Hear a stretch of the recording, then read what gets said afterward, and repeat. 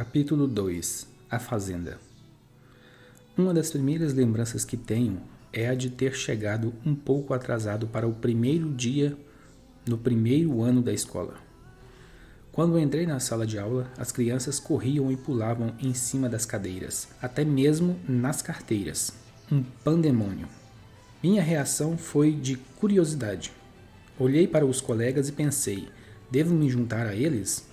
Faz sentido se comportar assim? Por que estão fazendo isso? Por que eu faria isso? Fiquei parado na porta por um momento, tentando encontrar uma resposta. A professora chegou segundos depois. Dizer que estava infeliz seria dizer muito pouco. Não era assim que ela queria que o novo ano letivo começasse. Em uma tentativa de estabelecer sua autoridade e de acalmar os alunos, ela viu em mim uma chance de esclarecer as coisas. Vejam como o Ave é bem comportado, disse ela para a turma. Vocês todos não podem seguir o exemplo dele? Na minha placidez não era sinal de virtude. Eu não havia decidido que a coisa certa a fazer era ficar parado, tranquilamente aguardando a chegada da professora. Eu apenas não havia entendido se faria sentido para mim me juntar ao caos reinante. Quis dizer isso para a professora, mas não o fiz, o que hoje considero uma infelicidade. A lição que meus colegas poderiam ter aprendido com meu comportamento, uma que acabei aprendendo e que desde então tento ensinar aos meus alunos, não tinha relação com postular se valia ou não e apenas seguir a maioria, mas sim que era preciso parar e pensar nas coisas antes de agir. Na deliberação, existe a humildade da incerteza. Essa também é uma abordagem em relação à vida que me esforcei para adotar, para cultivar em meus alunos de Harvard e para despertar em minhas filhas. Afinal de contas, fora o que os meus pais procuraram despertar em mim.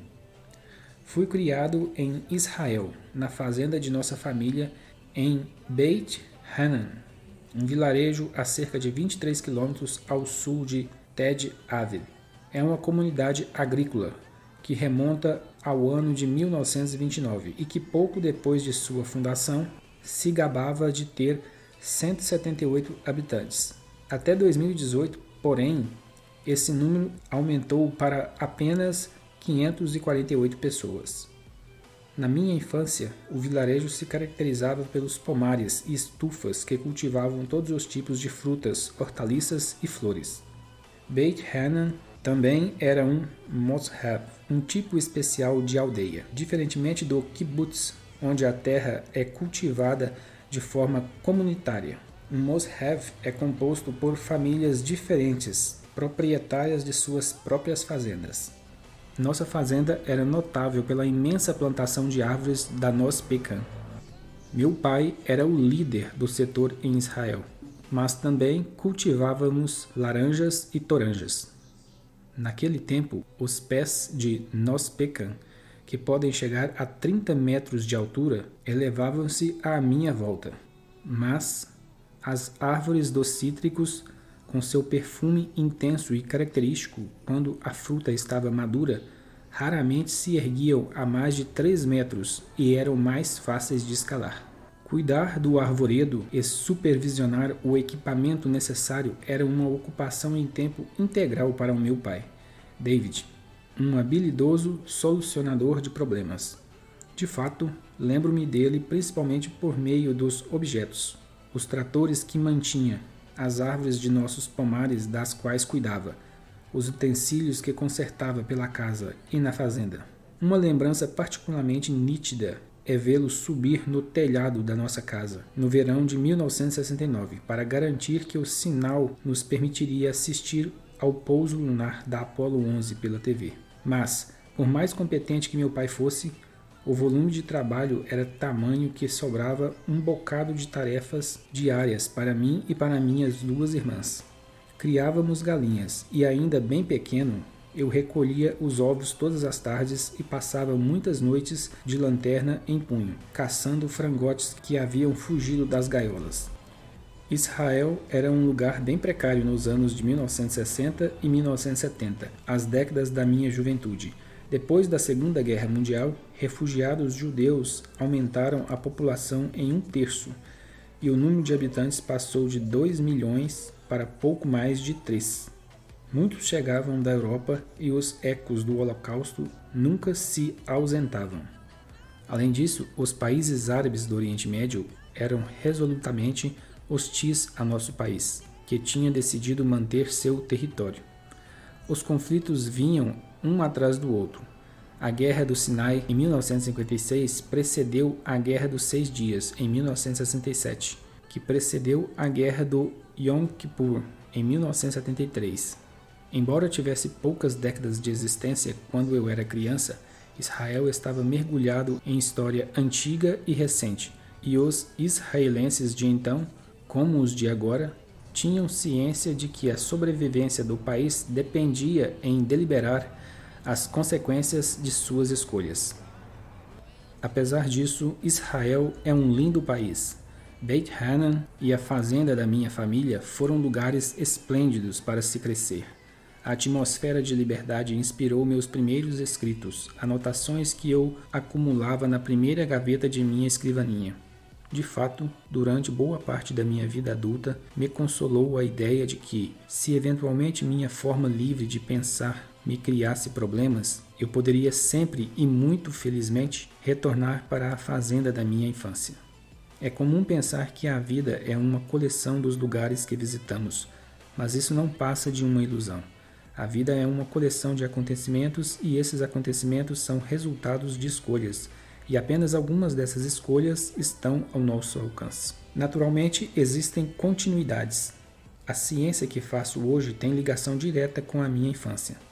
Ela remonta a esse período de inocência em que eu pensava nas grandes perguntas da vida, em que apreciava a beleza da natureza e sem me preocupar com posições social ou reputação em meio às árvores frutíferas e os vizinhos próximos de Beit Hanan. A cadeia causal que me trouxe a Beit Hanan começou aproximadamente com a decisão do meu avô, Albert, meu xará em hebraico, de fugir da Alemanha nazista. Com mais visão do que muitas pessoas, ele previra a probabilidade do cataclismo, do fluxo veloz de eventos, que, mesmo antes do começo da Segunda Guerra Mundial, prometia um leque de opções cada vez mais restrito para os judeus, e o risco crescente de consequências sinistras que se desenrolariam caso eles não escolhessem o caminho correto. Para a sorte dele e minha, Albert tomou a decisão certa. Deixou a Alemanha em 1936 e se mudou para Beit Hanan, pouco depois de sua fundação. Apesar de ainda estar começando a se estabelecer e fosse, como o restante do mundo, fustigada pelos ventos cada vez mais fortes da guerra, a comunidade agrícola era um abrigo comparativamente seguro. Pouco depois de sua chegada, vieram minha avó Rosa e os 2 filhos, um deles meu pai, com 11 anos na época. Ao fazer a transição de uma sociedade alemã para uma sociedade judaica, o nome de meu pai mudou. De George, ele passou a se chamar David. Minha mãe, Sara, também viera de longe. Nasceu e cresceu em Raskov, perto de Sofia, capital da Bulgária. A coincidência geográfica que a tornava búlgara em vez de alemã foi a que salvou, e a sua família, durante a guerra. Embora fosse aliada do regime nazista, a Bulgária reteve sua soberania e, com isso, certa capacidade de resistir às demandas crescentes de Adolf Hitler, que exigia a deportação dos judeus para a Alemanha. À medida que começaram a circular boatos sobre os campos de extermínio, a Igreja Ortodoxa Búlgara protestou contra a deportação e o rei búlgaro resolveu recusar os pedidos da Alemanha. Para ser claro, fez isso declarando que a Bulgária necessitava de seus judeus para trabalhos forçados no próprio país. Como consequência, conseguiu proteger muitos. Desse modo, minha mãe foi capaz de desfrutar de uma infância relativamente normal. Estudou na escola de um mosteiro francês e acabou entrando na faculdade em Sofia. Mas em 1948, com a Europa nas ruínas do pós-guerra e a expansão da União Soviética para o Ocidente, interrompeu os estudos e emigrou com os pais para a nova nação de Israel. Os primeiros fundadores de Beit Hanan eram da Bulgária. Portanto, não chega a ser surpreendente o fato de minha família materna ter parado por lá. O vilarejo agrícola era muito diferente da cidade cosmopolita e dos estudos universitários que minha mãe havia deixado para trás. Mas o novo lar tinha seus encantos. Pouco depois de chegar, Sara conheceu meu pai. Apaixonaram-se, casaram-se e tiveram 3 filhos. Minhas 2 irmãs mais velhas, Sassana, também dita Sossi, e Ariela, também dita Heli. E finalmente eu, em 1962. Naqueles primeiros anos, minha mãe se devotou à família e à comunidade. Era famosa na região pelos bolos e meu guarda-roupa atestava seu talento para tricotar suéteres. Mas mesmo no relativo isolamento de Beit Hanan, ela permaneceu dedicada à vida intelectual. Isso não significa que mantinha interesse apenas no conteúdo dos livros e nos estudos. Minha mãe também queria aplicar seu intelecto no mundo. E foi por isso e por sua integridade que suas avaliações de bom senso conquistaram a confiança de todos. Desde os líderes do vilarejo até os visitantes que apareciam em nossa fazenda em busca de conselhos. Eu era um beneficiário direto e cotidiano dessa qualidade. Minha mãe deixava claro o quanto se importava com o rumo que eu tomaria na vida, com minhas escolhas e interesses. Como um jardineiro regando e cuidando de uma planta, ela era dedicada e meticulosa no cultivo da curiosidade dos filhos. Minha mãe também seguia a própria curiosidade. Quando eu era adolescente, ela reingressou na universidade e se formou. Depois, fez pós-graduação em literatura comparada. Não eram empreendimentos que a mantinham longe de nós. Na verdade, fui encorajado por ela a assistir às aulas de filosofia do curso de graduação e, por insistência dela, me esforcei para ler diversos livros que estavam em suas listas de leituras. Foi ela que me levou a me apaixonar por filosofia, especialmente pelo existencialismo. Meu sonho era ganhar a vida pensando. Nos finais de semanas, eu pegava alguns livros de filosofia de alguns existencialistas e, com o exemplar em punho, ia com nosso trator para algum ponto tranquilo nas colinas e lia durante horas. Desde aqueles dias encantosos na fazenda da minha família, se a humanidade encontrasse um planeta habitável onde pudesse estabelecer um posto avançado de nossa civilização, os escolhidos para povoá-lo seriam bem parecidos com as pessoas de Beit Hanan e agiriam de forma semelhante. Como demonstra a história, as demandas imediatas da colonização de postos avançados costumam recorrer. Por necessidade, esses pioneiros se concentrariam na produção de alimentos e no esforço coletivo de apoio mútuo do mais idoso ao mais jovem. Também precisariam ser engenhosos e multitarefas, capazes de consertar e criar equipamentos, de cultivar a terra e educar as crianças.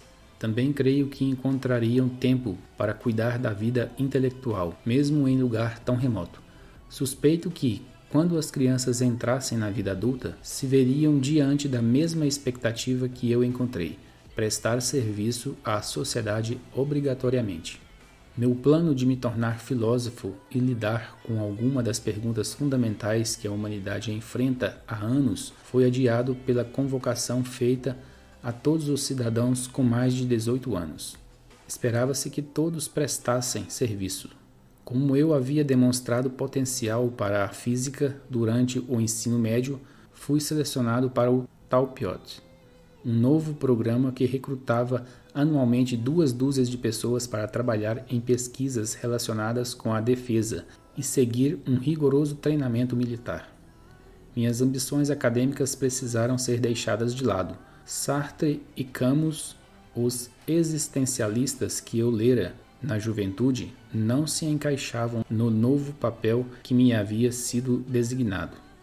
Durante os anos de serviço militar, me concentrar no estudo da física foi o mais próximo que pude chegar de uma atividade intelectualmente criativa. Embora vestíssemos o uniforme da Força Aérea Israelense, fomos apresentados a todos os setores das forças de defesa israelense. Recebemos treinamento básico de infantaria. Tivemos aulas de combate em artilharia e engenharia.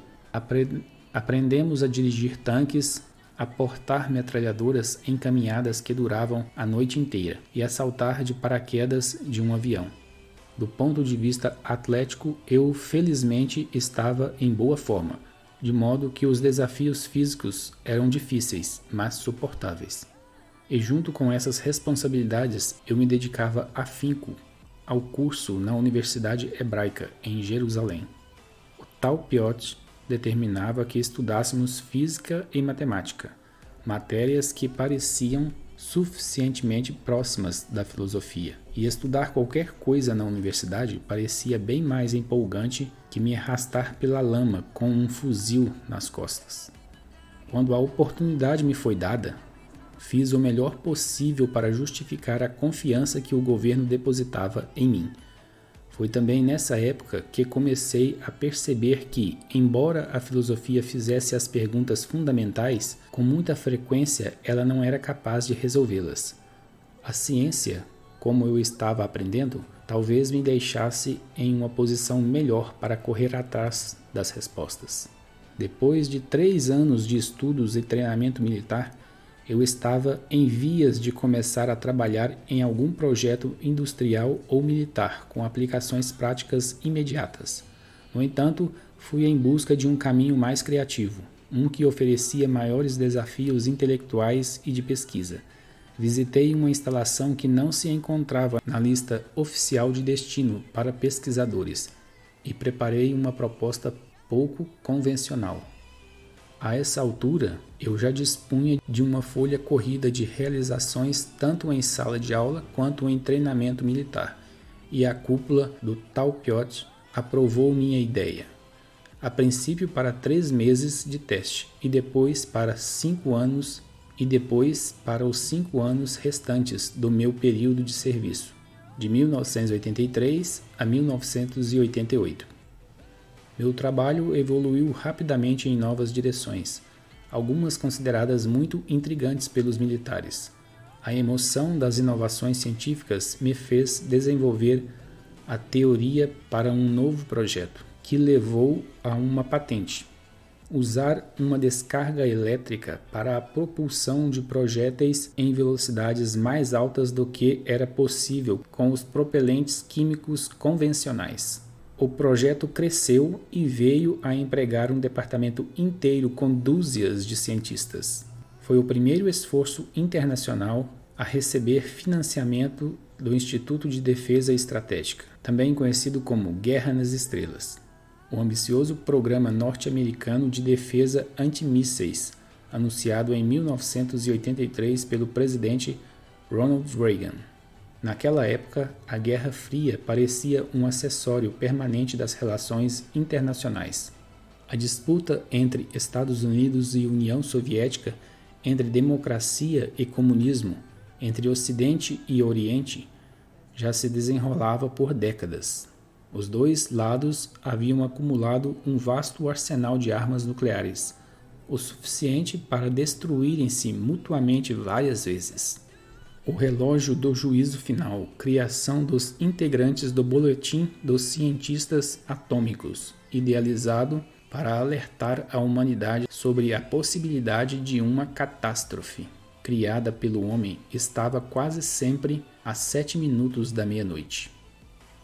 O Instituto de Defesa Estratégica, que antevia o emprego de lasers e de outras armas avançadas para destruir mísseis balísticos do inimigo, era uma parte desse contexto bem mais amplo. Embora tenha sido dissolvida em 1993, teve um impacto político significativo, apressando o fim da Guerra Fria e o colapso da União Soviética.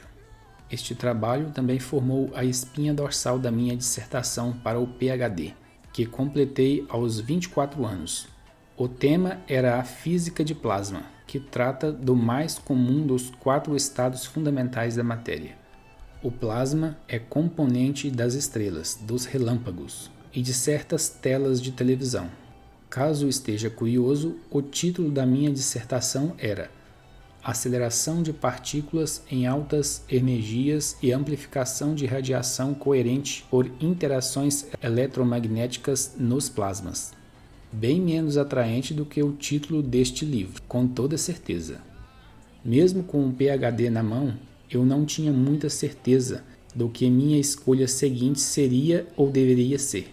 Não estava decidido a seguir carreira em física de plasma. Havia sempre a possibilidade atraente de retornar a Beit Hanan. E uma grande parte de mim queria fazer uma mudança dramática e voltar para a filosofia.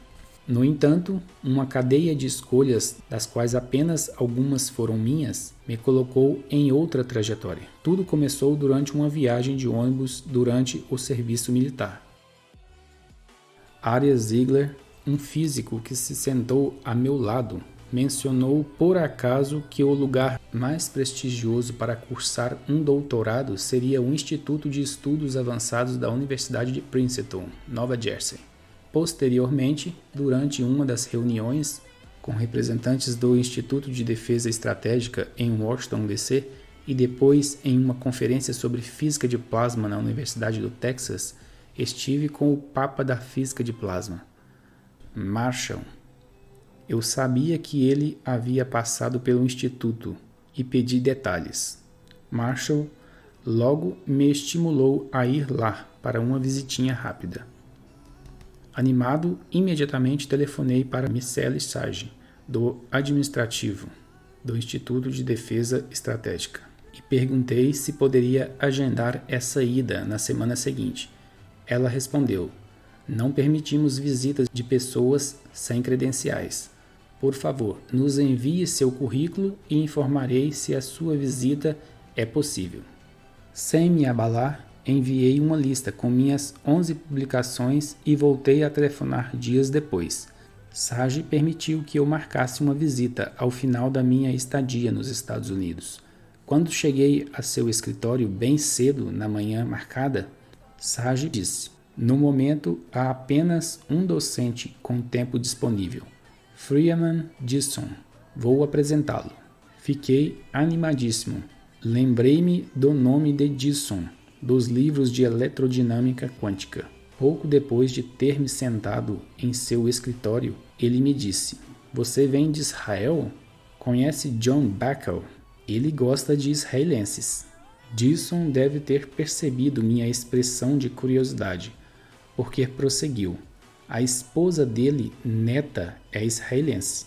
Confessei nunca ter ouvido falar dele, muito menos da esposa.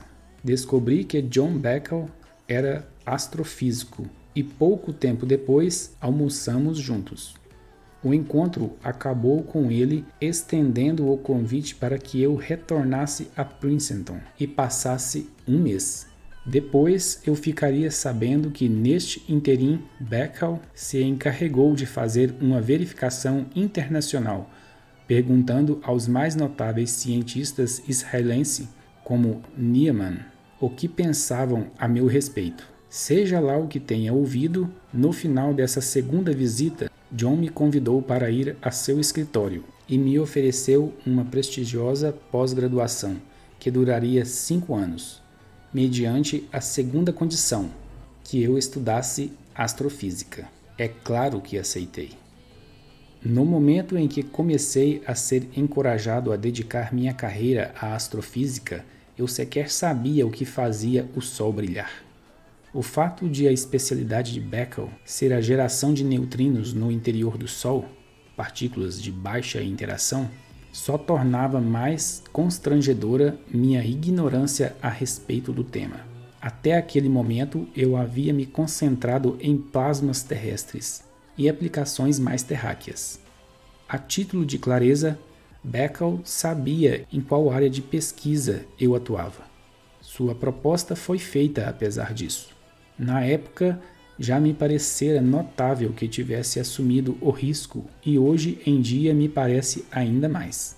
O mundo acadêmico mudou e duvido que hoje fosse possível fazer uma proposta como essa a um jovem estudante. Fiquei grato na época e sou até hoje. Determinado a demonstrar que os instintos de Beckel, bem como os de outros cientistas notáveis que me ajudaram pelo caminho, eram justificados, aceitei a oferta. Embora tivesse que me esforçar para aprender o vocabulário básico para começar a publicar meus próprios artigos, a área era familiar. Plasma é o estado que a matéria atinge em altas temperaturas, quando seus átomos se transformam em um mar de íons positivamente carregados e de elétrons livres.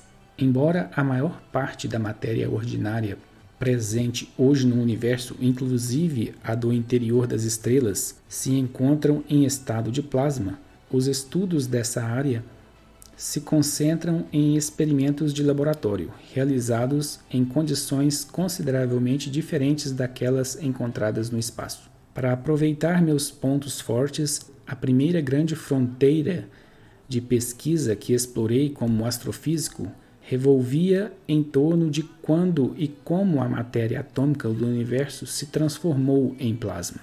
Assim começou meu fascínio pelos primórdios do universo, o chamado alvorecer cósmico, ou as condições em que as próprias estrelas se formaram. Depois de 3 anos, fui incentivado a me candidatar a cargos júnior de docência, incluindo um no Departamento de Astronomia de Harvard. Eu era a segunda opção. Era raro que o departamento oferecesse o assento a professores mais novos. Por isso, alguns candidatos, inclusive o que recebeu a oferta de emprego antes de mim, pensaram 2 vezes antes de aceitar. De minha parte, aceitei feliz. Eu me lembro de pensar com muita clareza a respeito da decisão, tendo em mente que, se não me oferecessem o assento, eu poderia perfeitamente voltar para a fazenda de meu pai, ou me dedicar a meu primeiro amor acadêmico, a filosofia. Cheguei em Harvard em 1993. 3 anos depois, o assento era meu. Desde então, passei a acreditar que John Beckel não apenas tinha fé que eu conseguiria lidar com a transição da física de plasma para a astrofísica. Ele também me via como um igual, ou quem sabe, como uma versão mais jovem de si mesmo. Beckel havia entrado na faculdade com uma intenção de estudar filosofia, mas logo concluiu que a física e a astronomia eram uma rota mais direta para as verdades fundamentais do universo. Cheguei a uma conclusão parecida pouco depois de me despedir de John e do Instituto. Quando assumi o posto de docente em Harvard em 1993, decidi que era tarde demais para fazer uma grande virada de carreira e voltar para a filosofia. E, sobretudo, eu estava convencido de que o casamento arranjado com a astrofísica havia me proporcionado um reencontro com meu velho amor, ressurgido apenas em roupagens diferentes. Eu começava a compreender que a astronomia lida com perguntas anteriormente restritas ao âmbito da filosofia e da religião. Entre essas perguntas estão as maiores de todas: qual é a origem do universo? E qual é a origem da vida? Descobri também que fitar a vastidão do espaço, contemplando o início e o fim de tudo, fornece a estrutura para responder mais uma pergunta: o que é uma vida digna de ser vivida? Com frequência, a resposta está bem à nossa cara. Basta a coragem de admiti-la. Durante uma visita a Tel Aviv, em dezembro de 1997, tive um encontro às cegas com Ofri Leviathan. Gostei dela de imediato, e essa noção mudou tudo. Apesar de nossa distância geográfica, permitimos que a amizade se aprofundasse. Eu jamais conhecera alguém como ela, e estava convencido de que jamais conheceria. Muito antes de confrontar a evidência apresentada pelo Oumuamua, Eu já havia descoberto que, em todos os aspectos da vida, examinar as evidências diante de nós, investigá-las com assombro, humildade e determinação podem mudar tudo. Isto é, se estivermos abertos às possibilidades contidas nos dados. Felizmente, naquele momento da vida, eu estava. Offred e eu nos casamos 2 anos depois, e como eu, ela acabou encontrando seu lugar na órbita de Harvard, no cargo de diretora do programa de seminários para calouros. Nossa antiga casa em Boston, construída pouco antes de Albert Einstein desenvolver sua teoria da relatividade, foi o lugar onde criamos nossas 2 filhas. Uma cadeia causal que começa com a decisão do meu avô de deixar a Alemanha em 1936, seguida pelo encontro dos meus pais em Beit Hanan, chegue a Offred e eu criando Cleo e Lotten em Lexington, me faz crer que é tênue a linha separando filosofia, teologia e ciência. Observar as crianças avançando lentamente rumo à vida adulta me faz crer que os atos mais mundanos da nossa existência sugerem algo milagroso que remonta ao Big Bang. Com o passar do tempo, passei a gostar um pouco mais da ciência do que da filosofia. Enquanto filósofos passam bastante tempo dentro da própria mente, cientistas estão sempre dispostos a dialogar com o mundo. Você faz uma série de perguntas para a natureza e escuta com atenção as respostas oferecidas pelos experimentos. Quando feita com sinceridade, é uma experiência utilíssima de humildade. O sucesso da teoria da relatividade de Albert Einstein não se deve à sua elegância formal, desenvolvida no decorrer de uma série de publicações entre 1905 e 1915. A teoria não foi aceita até 1919, quando Sir Arthur Eddington, astrônomo e secretário da Royal Sociedade Astronômica na Inglaterra, confirmou a previsão teórica de que a luz faria uma curva em virtude da gravidade solar. Para os cientistas, belo é o que sobra da teoria depois de seu contato com os dados. Embora eu esteja enfrentando as questões existenciais da minha juventude de um modo bem diferente de Sartre e Camus, creio que o garoto guiando o trator pelas colinas de Beit Hanan teria gostado do resultado. Creio que teria admirado a sequência de oportunidades e escolhas que começaram com um encontro às cegas e terminaram com uma família em Lexington. Mas, de um modo impossível ao meu eu mais jovem, compreendo outra lição dada pela história da minha família, uma que tenho mantido sempre em mente nos últimos anos, enquanto estudo visitantes interestelares no nosso sistema solar. Às vezes, quase que por acidente, algo excepcionalmente raro e especial atravessa nosso caminho. A vida depende de enxergarmos com clareza o que está bem diante de nós. Penso que o caminho incomum que trilhei tenha me preparado para o encontro com Oumuamua. Do ponto de vista científico, minha experiência me ensinou o valor da liberdade e da diversidade, especificamente na escolha de temas de pesquisa e na seleção de colaboradores. Os benefícios do diálogo entre astrônomos e sociólogos, antropólogos, cientistas sociais e, é claro, filósofos, podem ser tremendos.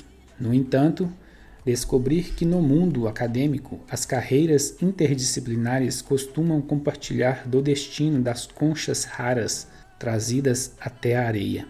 Se alguém não coletá-las e preservá-las, serão erodidas pelas implacáveis ondas do mar, até virarem grãos de areia inidentificáveis.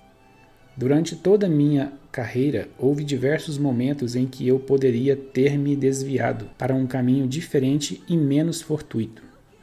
Minha vida profissional me apresentou a muitos acadêmicos com credenciais semelhantes às minhas. mas que não desfrutaram de oportunidades semelhantes. Um levantamento honesto dos docentes universitários me traz à mente homens e mulheres cujas contribuições são definidas pelas oportunidades que lhes foram oferecidas e pelas que lhes foram negadas. O mesmo pode ser dito de quase todas as situações na vida.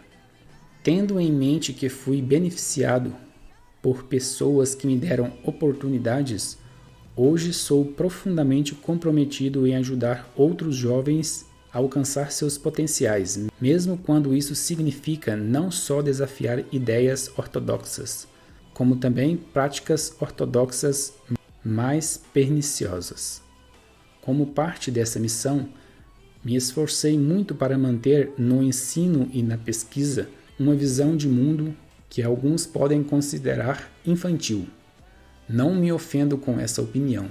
A meu ver, as crianças seguem suas bússolas interiores com mais sinceridade e com menos pretensões do que muitos adultos. E os mais jovens são menos propensos a conter o que pensam a fim de repetir o modo de agir de quem os cerca. Essa abordagem em relação à ciência me abriu algumas das mais ambiciosas, alguns diriam até audaciosas, possibilidades inerentes aos temas que estudo.